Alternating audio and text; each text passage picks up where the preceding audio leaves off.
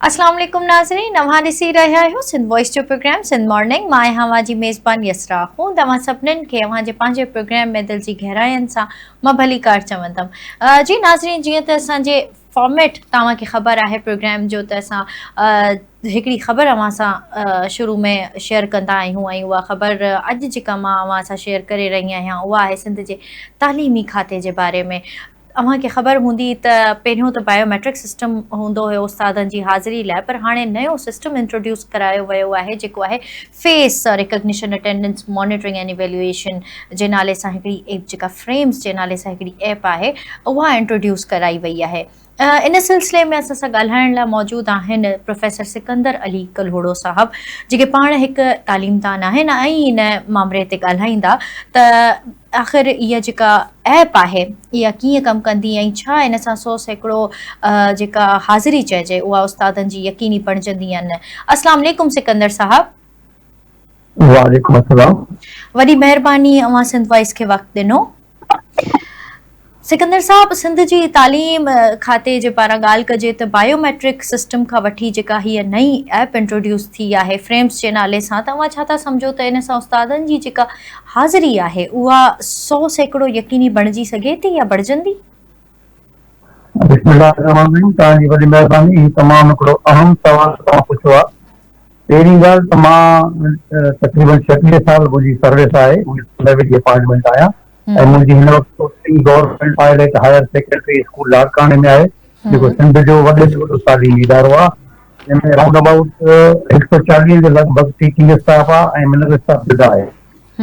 त मां पहिरियों अव्हांखे गुज़ारिश कंदुसि त ही जेतिरा बि बाक़ी जेके आज़माया विया था वञनि, जेके हालात जेके बायोमेट्रिक फेस वारो जेको हाणे इहो अचे थो वेरिफिकेशन वारो, पहिरीं ॻाल्हि त मां अव्हांखे गुज़ारिश कयां त सिंध पाकिस्तान ऐं असांजे पूरे मुल्क जे अंदरि हिकु इदारो वाहिद आहे जेको एजुकेशन डिपार्टमेंट आहे, जंहिंमें सुबुह जो असेंबली थींदी आहे, पोइ नंढो ॻोठु हुजे, वॾो शहर हुजे या डिविजनल हेडक्वार्टर जे किथे बि हुजे। ऐं मां इहा शइ दावा सां चवां थो पंहिंजे तजुर्बे जे बुनियाद ते त प्रॉपर हिकिड़ो ई इदारो हलंदो आहे जेको एजुकेशन डिपार्टमेंट आहे। बाक़ी हा ईअं आहे त ज़रूरु किथे उभियो हुनजो ज़रूरु, पर ॿियनि इदारनि खां वधीक बहितर इदारो जेको आहे उहो एजुकेशन डिपार्टमेंट आहे, जेको प्रॉपर नमूने सां हले थो, जंहिंमें असेंबली खां वठी ऐं पूरे 8 पीरियडनि ताईं हलण सां ऐं मोकल जे टाइम ते बेल लॻे थो, जेका लाइफ जेका शागिर्दनि जी ऐं उस्तादनि जी बेल सां ॿधल आहे। बेल जो कुझु लॻंदो आहे कि ॾींदा आहिनि यकीनन, सभु स्कूलनि मां पढ़ी आया हूंदो। तंहिं करे बाक़ी जेके आज़माइशूं आहिनि इहे भली कनि। पहिरीं ॻाल्हि त उस्ताद खे हिकिड़े खे ईमानदार हुजणु खपे, उनखे फेस खां बायोमेट्रिक खां डिॼणु न खपे। जेको रेगुलर हूंदो उहो जे करे बि जेको स्कूल अटेंड कंदो उहो बायोमेट्रिक जे करे बि कंदो ऐं फेस जे करे बि कंदो। जी जी सिकंदर साहब, बिल्कुलु। अच्छा, बायोमेट्रिक जी ॻाल्हि कजे थी त जेको बायोमेट्रिक सिस्टम में मॉनिटरिंग ऑफिसर हूंदो हुयो, उन ते इल्ज़ाम लॻंदा हुया त हू अॻुवाट स्कूलनि में या मास्तराणियुनि खे या मास्तरनि खे ॿुधाए थो त मां अचण वारो आहियां, ऐं रिश्वत वठण जा बि इल्ज़ाम उन ते लॻंदा हुआ। छा अव्हांखे लॻे थो त ही सिस्टम बि इन जे वर चढ़ी वेंदो? हाणे इहो मां नथो चई सघां, हिन जे करे मां हिकिड़े अहिड़े इदारे में रहां थो जंहिं वटि इहो कॉन्सेप्ट कोन्हे को घुसाइण जो या हेबिचुअल न अचण जो, घोस्ट टीचर जो, जंहिंमें मां रहां थो।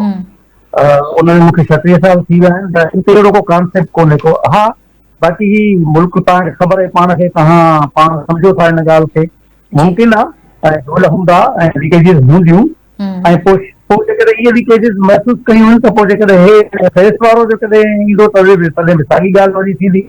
पर हाणे मूंखे इहा ख़बर न आहे त फेस वारे में कीअं था कनि, उहो पंहिंजी डिवाइस ॾींदा या हर कंहिंखे पाण खे मोबाइल था करणो पवंदो। इहो जॾहिं सिस्टम ईंदो त पोइ इन ते वधीक तबसरो करे सघिजे, ॻाल्हाए सघिजे थो। अच्छा, जेकॾहिं उस्ताद स्कूल खां ॿाहिरि हुजे पर मोबाइल ज़रिए हाज़िरी लॻाइण जी कोशिशि करे त फ्रेम इनखे कीअं रोकींदी? हा, ॾिसो अॼुकल्ह जदीद सिस्टम अची वियो आहे ऐं ही त गवर्नमेंट आहे, पर आम माण्हू वटि बि हिकिड़ी लोकेशन जी ख़बर पइजी थी वञे। अगरि जेकॾहिं गवर्नमेंट चाहे त ही जेको असांखे मोबाइल आहे जस्ट लाइक असांजे लाइ असांजो ट्रेकर आहे। जेकॾहिं असांजा गवर्नमेंट वटि फोन आहिनि त गवर्नमेंट असांखे करे सघे थी त वेयर अबाउट किथे आहे, या स्कूल प्रेमिसिस में आहे या आउट ऑफ सिटी आहे, आउट ऑफ कंट्री आहे, करे सघे थी, कोई इशू न आहे। गवर्नमेंट खे तमामु बड़ा अख़्तियारात आहिनि ऐं उन्हनि वटि सहूलियतूं आहिनि।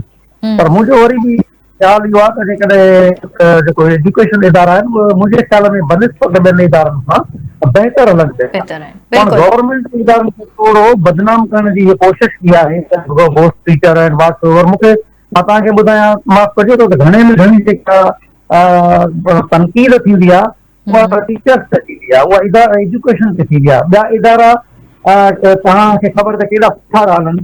मां हुनजे लाइ वधीक छा चवां, मां हिकिड़ो टीचर आहियां, मूंखे मुनासिबु नथो लॻे त मां हुनजे लाइ कमेंट कयां। ऐं मुंहिंजे कमेंट करण खां अलावा उन्हनि जी कारकर्दगी कंहिं बि माण्हू खां ॻुझी कोन्हे का, ऐं सभिनी खे ख़बर आहे।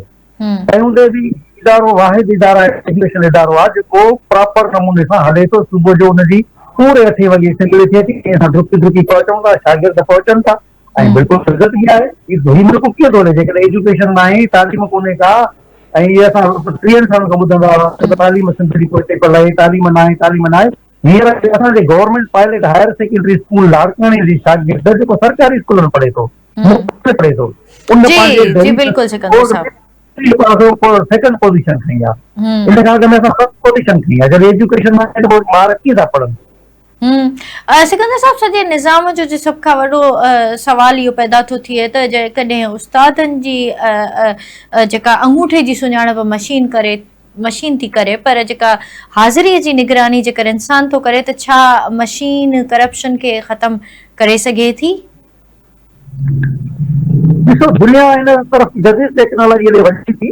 इहा ॻाल्हि को ख़राबु कोन्हे का, जेकॾहिं वेरिफिकेशन थिए थी बायोमेट्रिक ज़रिए त इहा तमामु सुठी ॻाल्हि आहे। तव्हां अॼुकल्ह ॾिसो था दादरा जा केतिरा फीचर्स आहिनि तव्हांजा, वञनि था तव्हां घर वेठे एप डाउनलोड करियो, दुनिया सां हलनि। कोई इहो एप कोन्हे, को न कोई हुन में को असांखे आर हुजणु खपे। जेकॾहिं को सही टीचर आहे ऐं उहो सिग्नेचर मसलो ते हुन खां वठो त बि जेको आहे उहो हाज़िर रहंदो। जेकॾहिं बायोमेट्रिक कंदो त पोइ तव्हां पाण ॿुधायो त उन्हनि सां को मिक्सअप थी थो वञे, त पोइ उहो जंहिंखे करप्शन करणी हुई, जंहिंखे ग़लति अमल करणो हूंदो, त उहो को न को पंहिंजो सुराख हिन मुल्क मां कढी वठे थो।